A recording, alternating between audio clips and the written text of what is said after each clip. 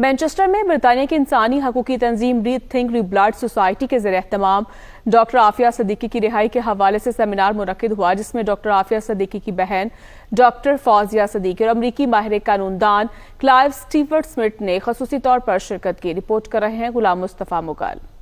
Doctor Aafia Siddiqui کی رہائی کے حوالے سے برطانیہ کی مختلف تنظیموں کی جانب سے برٹش مسلم ہیریٹیج سینٹر میں تقریب کا انعقاد کیا گیا، جس میں ڈاکٹر عافیہ صدیقی کی بہن ڈاکٹر فوزیہ صدیقی اور امریکی ماہر قانون کلائیو سٹیورٹ نے خصوصی طور پر شرکت کی۔ مقررین نے خطاب کرتے ہوئے کہا کہ پاکستان کے علاوہ دیگر ملکوں میں مذہبی اور انسانی حقوق کی تنظیموں نے ڈاکٹر عافیہ کی رہائی کے لیے کئی بار احتجاجی مظاہرے بھی کیے۔ اس موقع پر امریکی قانون دان نے دنیا نیوز سے گفتگو کرتے ہوئے کہا کہ ڈاکٹر عافیہ صدیقی پاکستان کی بیٹی ہے، وہ بے گناہ ہے اور میں اسے انصاف دلا کر پاکستان لے کر جاؤں گا۔ انسانی حقوق کی تنظیم کے ساتھ کام کر رہے ہیں۔ میں جانتا ہوں کہ بہت عرصہ گزر چکا ہے مگر نا امید نہیں ہوں۔ انصاف کا قتل کر دینا اپنے ذاتی مفاد کے لیے یہ قرآن کے بھی بہت خلاف ہے، کیونکہ وہاں تو یہ کہ انصاف کرو چاہے تمہارے اپنے سگوں کے خلاف کیوں نہ ہو۔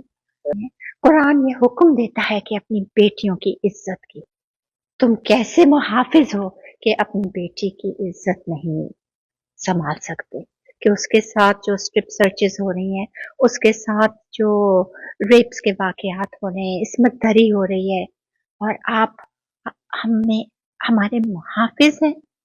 ہمارے والدین نے اپنا سب کچھ قائد اعظم کو دیا تھا کہ ان کی بیٹیاں محفوظ رہیں اس ملک میں، نہ کہ انہیں بیچ دیا جائے اور انہیں غیروں کے ہاتھوں سڑنے دیا جائے، ذلیل ہونے دیا جائے، بے قصور اور معصوم، اور وہ خود بھی حافظ قرآن ہے۔ یہ جو ڈاکٹر عافیہ صدیقی کا کیس ہے، یہ دنیا کے ون آف دی گراس انجسٹسز کا کیس ہے۔ ایک تو بے گناہ عورت کو پاکستان اتھارٹیز نے اٹھا کے دے دیا، جس میں ہمارے لوگ ملوث تھے، اور اس کے بعد امریکن پریشر میں آ کر کے پھر انہوں نے جو ظلم کیا، اس کے ساتھ ناانصافی، غلط کیس، اور اس کے بعد جیل میں ڈالا ہے اور چھوڑتے نہیں ہیں۔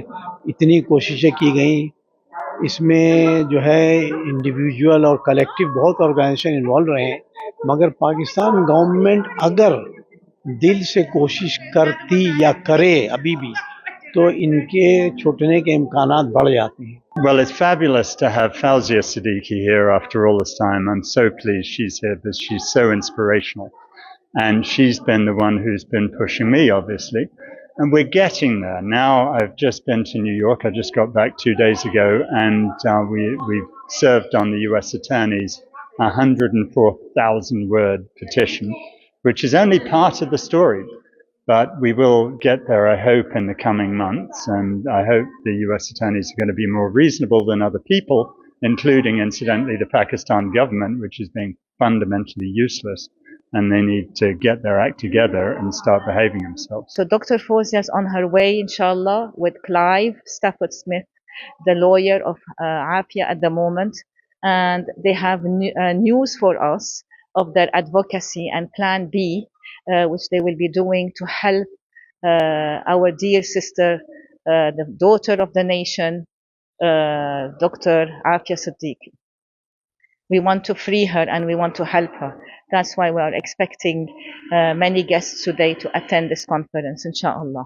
جو عورت اپنے بچوں کو لے کے کراچی سے نکلی ہے اسلام آباد کے لیے، اس کو پکڑا گیا، وہ بھی ٹیررسٹ ہے۔